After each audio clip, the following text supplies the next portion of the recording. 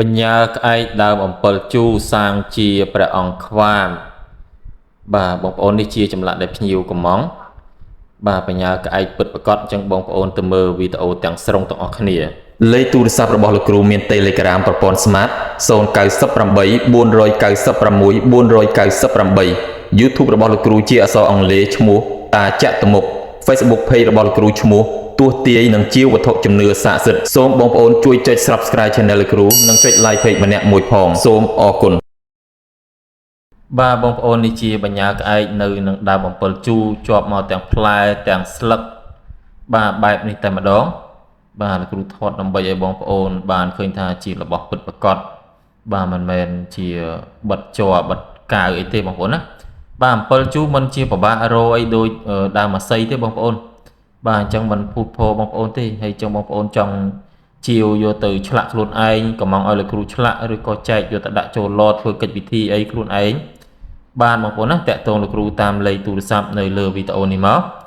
បាទហើយនេះបងប្រុសគាត់បានកំងជាព្រះអង្គខ្វាមអញ្ចឹងលោកគ្រូក៏បានចាត់ចែងយកទៅឲ្យជាងឆ្លាក់ហើយក៏នៅសល់បំណែកមួយចំនួនសម្រាប់បងប្អូនយើងអាចកំងបាននៅតាម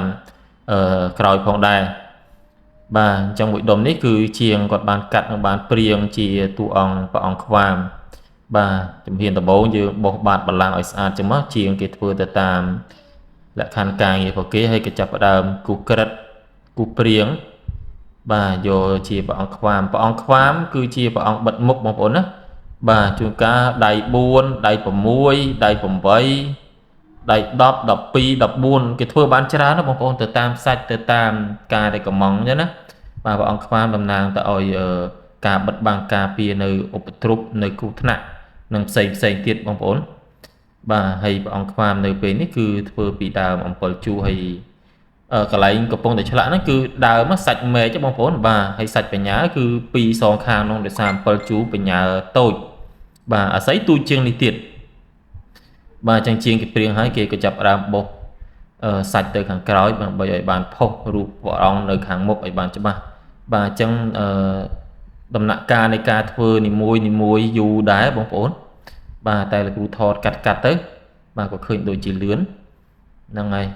ចឹងបងប្អូនចង់ឆ្លាក់តាក់ទងលោកគ្រូបានកំងឆ្លាក់ក៏បានឬក៏ជាវយកទៅឆ្លាក់ខ្លួនឯងនៅជាងតាមតំបន់ខ្លួនឯងក៏បានដែរហើយតម្លៃអត់ថ្លៃទេសមរម្យពិតប្រាកដនេះហើយបងប្អូនណាបាទស្អាតបងប្អូនបាទទទួលយកបានបងប្អូនណាបាទបើភ្លុកស្អាតជាងនេះទៀត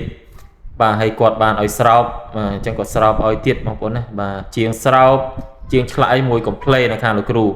បាទរួចរាល់ហើយក៏បានធ្វើកិច្ចប្រសិទ្ធិបាទបើកពិនេតព្រមទាំងនាំលៀបនាំជ័យពុបញ្ញាក្អែកត្រូវបើកប្រសិទ្ធិបងប្អូនណាបាទនេះថ្ងៃទី15 ខែ 3លោកគ្រូផ្ញើតាមវរៈបុណ្យធម្មគាត់នៅខាងកំពង់ចាមបងប្អូនណានឹងឲ្យជូនពរហេងទាំងអស់គ្នាជាពិសេសបងប្រុសម្ចាស់របស់